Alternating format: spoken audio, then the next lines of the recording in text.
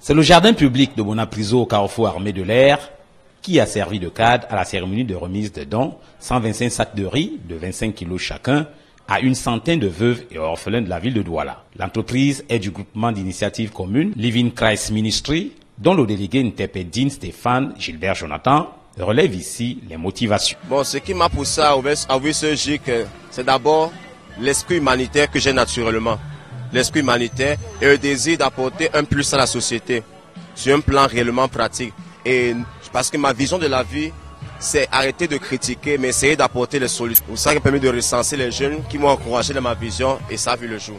C'est convaincu qu'il y a plus de bonheur à donner qu'à recevoir et considérant le principe biblique qui enjoint aux chrétiens de s'occuper des veuves et des orphelins, que la centaine de jeunes qui constituent cette organisation caritative à caractère religieux a prélevé de fonds et apport personnel de son délégué et de personnes de bonne volonté a volé au secours de ces personnes vulnérables. Parmi les heureux bénéficiaires, il y a eu l'orphelinat de Madame Hildegarde Malonga à Bonapriso.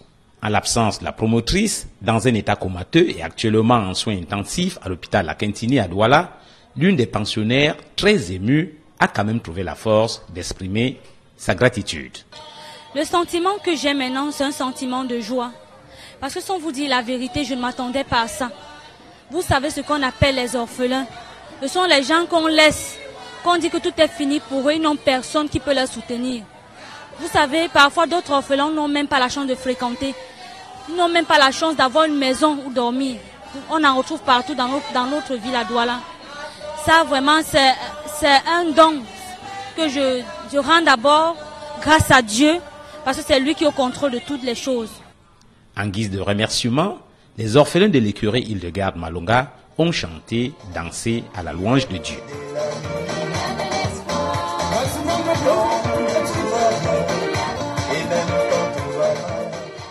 Guidé par le principe, le secret de la vie, c'est investir plus sur les autres, moins sur soi-même, contrairement à l'assertion selon laquelle la charité bien ordonnée commence par soi-même. Le groupe Living Christ Ministry ambitionne de réaliser de nombreux projets sociaux. Ces jeunes sportifs suivront bientôt les traces de Samuel Eto'o-fils, alors que celui-ci, Sergi, hier enfant de la rue, qui fait dans le gospel aujourd'hui, produit par Living Christ Ministry, est sur la trajectoire de Georges Seba. Cet événement, qui a constitué le lancement officiel des activités du GIC, est le premier d'une série qu'abriteront les 10 régions du Cameroun. Après le 28 mai 2010 à Douala, le groupement d'initiative commune Living Christ Ministries, en abrégé GIC-LCM, a poursuivi sa caravane ce 28 mai 2011 à Yaoundé, capitale politique du Cameroun, dans le but d'apporter son soutien aux handicapés, veufs et orphelins de la ville. Ce que le don doit aller pour les handicapés, pour les aider, pour les donner le courage de vivre.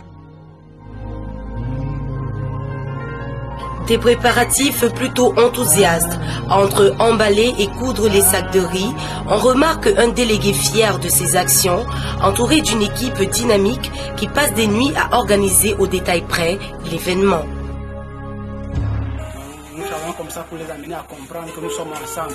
Si nous unissons la main, à penser, et la main aussi on va s'en sortir.